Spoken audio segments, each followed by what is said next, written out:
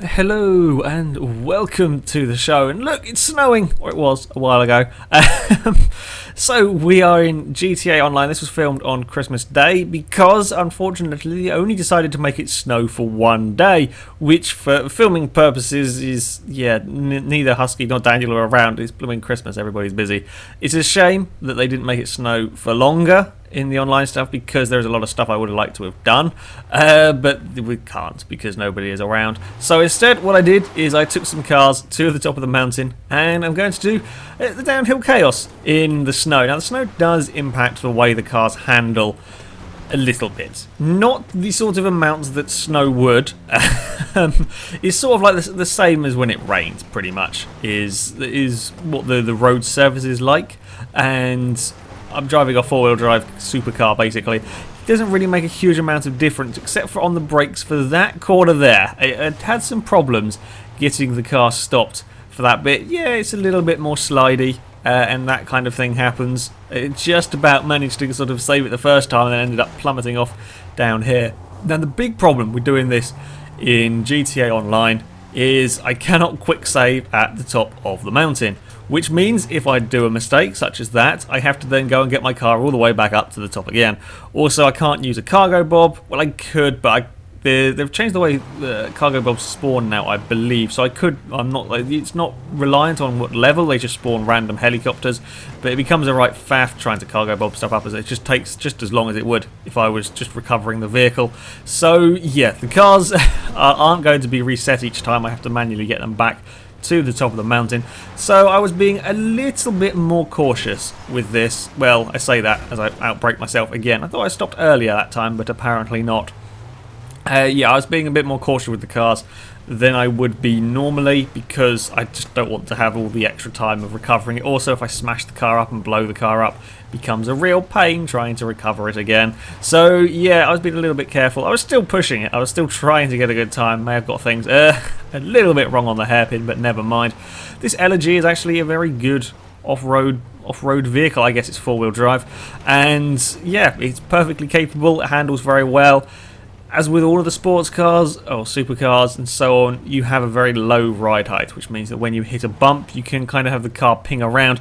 Realistically, it would just kill the car. You wouldn't be able to do this. That would just kill it entirely. But on GTA, when you land jumps like that, you've got to be a little bit careful on the landing because it will ping the cars around. But this is I think my second attempt or third attempt with this car. It really wasn't particularly problematic until sort of there where I just couldn't get it stopped. It sort of bumped across a few little bits. Took the sort of the third routes down here, and again, if it sort of starts bumping around, can be a little bit of a pain because it's a little bit more skiddy than normal, and because this car is designed to be going off road, it's not designed to be bumping around. However, the Elegy made it down the mountain on fairly straightforward, really, fairly easy car to drive, fairly quick car. It was pretty good at climbing up the mountain as well to get to the start location. All round, it's a fairly good car to acquire this car. This is the Rockstar. You have to join the Rockstar Social Club, and this car's free. So yeah, it's a very good vehicle to be using this one. Now for the next car, I wanted to use something rear-wheel drive. I believe the Elegy is four-wheel drive. It's supposed to be a Nissan GTR, so I believe that's four-wheel drive. I think we tested it a while ago now. So I wanted to use like rear-wheel drive. I was going to call in my Feltzer and have a go with that, just because that's just like the lowest car in the game. It's ridiculous. You're driving down a normal road, and the splitter in the Feltzer is in the floor. It's a really very low car. So I thought for the fun I would drive that. However, my mechanic was being a pain, and he would refusing to deliver it to my location. So I gave up, and when I ended up going to the road, I saw one of these. This is the Ocelot F650. I think I've remembered that correctly. Oh, it's some numbers. It's a cross between a Jaguar and a Maserati, I believe. I always see this car as a Maserati, and I'm not entirely sure why, because it's not got a huge amount of Maserati in it. But yeah, we're going to have a go with this. Again, this is another, I believe it's counted as a, I'm not sure what category it comes under.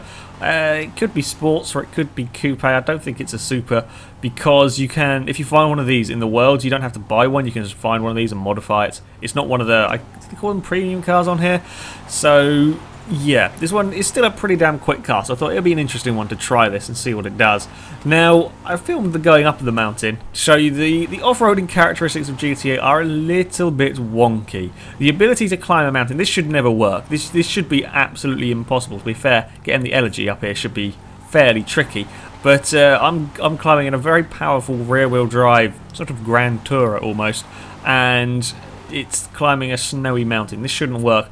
GTA kind of works more on a principle of power rather than traction. So if you have a very, very powerful car, you will be able to climb up the mountains. While if you have a not very powerful car, but four-wheel drive car, there are times when it can't. I remember when I was getting the vehicles to the top, the Sand King was actually a bit of a pain climbing up the mountain. You know that great big 4x... Actually, didn't we prove that was two-wheel drive? I think I did. But that great big off-roading vehicle was a real nightmare getting to the top of the mountain in normal conditions, whereas this is doing a fairly good job in the snow. So, yeah, the off-roading, the hill climbing aspect of this is... it's a little bit wonky, but this game's not designed to be an ultra-realistic driving simulator, so we'll forgive it. That it also makes it a hell of a lot easier for me getting cars to the top of the mountain, on some occasions anyway, because with these powerful vehicles that shouldn't work off-road, they will do. Also, you really notice how steep this mountain pass is when you're going up this direction. When you're going down it, like the camera angles really don't do it justice quite how steep it is. The hikers are as dumb as ever. I also love how all the NPCs still exactly the same as they are in the normal game. So the hikers are wearing like tiny shorts and stuff in the middle of middle of the snowstorms. So yeah, I find that a little bit amusing. But yeah, like this is ridiculously steep, and you just don't notice it as much when you're going down going down the mountain, just the way the camera is. So yeah, it's a rather long climb with the Ocelot. But I quite like this car. I do quite like this vehicle, and it did a fairly good job actually of getting to the top of the mountain, and then we'll get it spun around. I managed to get it all the way without any damage, which is always good, because as I said, I can't reset the cars. So if I take damage with any of the vehicles, then they're going to stay damaged, as I can't do anything about it. Anyway, we're going to now undo all of that hard work and go straight back down the mountain with this car. Now, I'm expecting this to be a little bit harder to drive. It hasn't got four-wheel drive. So there isn't quite the traction there. However, the brakes should still be pretty good. It's still a sports car after all. Things go a little bit skew with very early on, as I was just running a little bit wide, and yeah, once it's gone, there was very little saving. I've now also managed to get it very well parked. I've now got to turn it around to go back up the mountain in one of the narrowest bits of the course, which was a little bit problematic, but never mind. Yeah, the problem with this car, like with all the supercars, it's very low, so if you go over bumps and land awkwardly, it gets bounced around quite a lot, and because it's a little bit more skinny than it would be normally, that's kind of exaggerated, which made it a little bit tricky. I got past the first section on the next attempt. Yeah, it wasn't too bad. You just had to be a little bit more cautious with this car than some of the other ones, but I've kind of got used to that now, because that first section is so dangerous. I managed to completely fluff up the handbrake turn this time around. Probably the least spectacular of all the fails that I've done on this. That is the least spectacular of the lot. Next time round, things were going well. I think this is the third attempt. I can't remember. And things were looking a lot better for this car. I was being a little bit cautious with it. I got lost. One of the other problems with the snow is that it doesn't show up the trail very well, and I almost took a wrong turning. And yeah, up till now, things were going very, very well. However, I just lost it. And again, this is because of the snow, I think. It's just a little bit more skiddy. I probably would have saved it. Probably could have saved that if it had been normal weather conditions. But no, right at the very end, I got it wrong. Couldn't save it, and we slid off down the mountainside. May have scratched the bumper. And now I've got to do all of the mountain climb all over again.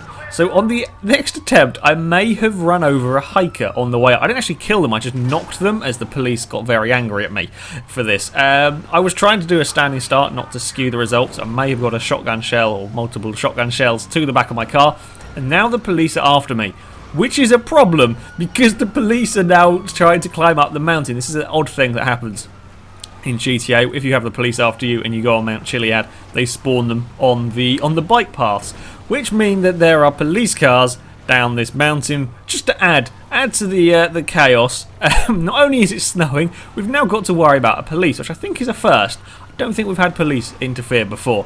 As I go over the crest of the hill, I don't know how that works either. I've got the flip car from Fast and Furious. I thought that was going to be it. When like the millisecond before I hit that police car, I thought, oh no, this run's gone, and then I'm going to get killed, and then I'm going to have to reset it all, and then it was going to be night. But no, I managed to go underneath the police car, and still the F whatever it's called carries on. Yeah, this was a little bit hectic. I'm just constantly kind of scared of a police car suddenly appearing on the narrow bits. Luckily, these around here are a little bit wider, not quite the sudden drop. Again, like you can kind of judge, or I was using the loudness of the sirens to judge when there might be a police car. So some corners I was a little bit more cautious around than others, just because I could hear a police car was coming. Again, there's another one. I managed to dodge that one. Luckily, the police were being kind of kind, and they weren't using their cars as a battering ram. I don't know how I got away with that. I thought for sure we were going to have a very big crash then, but still the Ocelot carries on.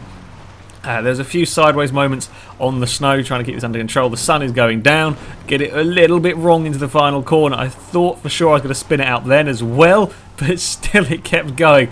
Managed to save it, and there we go. The Ocelot has made it through the course, across the line, do a bit of a flat spin across the jump, and there we go. I don't think I breathed the entire way down when I was doing that. That was, it was intense. That was definitely the hardest run I've done, just dodging the police cars. And all the car has got is a few scratches on it and a little bit of blood spatter. And I managed to lose the police as well. And Martin was so impressed he gave me a call. Yeah, it was incredible. I don't know how the car survived. In fact, I was so impressed with this car. This now resides in my garage. I was saving a space in my garage for a Voltic coil or coil Voltic. I'm not sure which way around that is. But no, I've used it up because I've kept this car now. As yeah, that was really a rather impressive run for this vehicle. So, having done two sorts of sports cars, I thought, well, we'll try. We'll see what happens if we go with a car that's designed for off-roading, another four-wheel drive vehicle. This was just what happened to be sporting at the time and was different to stuff we'd already used. I think this is a Landstalker. I think I've remembered that correctly. Can't believe I remember all the names of these cars. So we're going to give this thing a go. I was expecting this one to be fairly easy because, you know, it's built for going off-road. Okay, it's not going to be as fast as the Elegy, but it should handle the bumps a little bit better. And the police weren't after me, which is always useful. The slight downside to this car is it doesn't have the brakes of the sports cars. It was struggling a little bit to get stopped. I got away with it massively that first time around. Normally if you hit that rock, if you run wide and clip that rock, you're in a lot of trouble. This time I managed to get away with it. I was getting a little bit better on the brakes there, then things go all wrong, all sorts of wrong, and I couldn't get it stopped there, and we go tumbling a little bit down the mountainside. But we can recover from there. I get chased by a boulder, well, I'd say a mini boulder through that bit, and then we start the climb again.